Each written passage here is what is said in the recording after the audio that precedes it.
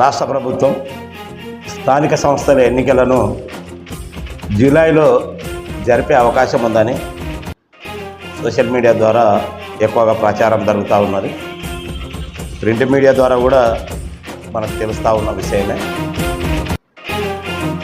ఎన్నికలకు ముందు కాంగ్రెస్ పార్టీ తెలంగాణ రాష్ట్రంలో అధికారంలోకి వస్తే బీసీ కులాల గణన చేపట్టి 42% స్థానిక సంస్థల ఎన్నికల్లో రిజర్వేషన్ కల్పిస్తామని హామీ ఇచ్చారు. కులగణన చేపడతామని నిర్ణయం అయితే తీసుకున్నారు. నిన్న మొన్న ఎన్నికల హడావిడిలో ఉన్నారు కాబట్టి కేసీఆర్ గారు సకలంచెల సర్వే పేరుతో తెలంగాణ రాష్ట్రంలోని సబండ వర్గాల ప్రజల జనాభా లెక్కలు ఒక రోజుల్లోనే సర్వే చేయించడం జరిగింది. కాబట్టి రాష్ట్ర ప్రభుత్వాన్ని బీసీఎన తరఫున మేము ఒకటే కోరుతా ఉన్నాం.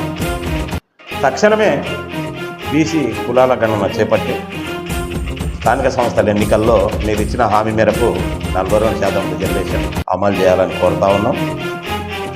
మరి ఇదే పాత రిజర్వేషన్ ద్వారా 22.7% రిజర్వేషన్ ధరని వెళ్ళాలని అనుకుంటే మాత్రం బీసీల ఆగ్రహానికి రాష్ట్ర ప్రభుత్వం గురికాక తప్పదు. గ్రామాన జనరల్ స్థానాల్లో కూడా బీసీలను గెలిపించుకునే ప్రయత్నం చేస్తాం.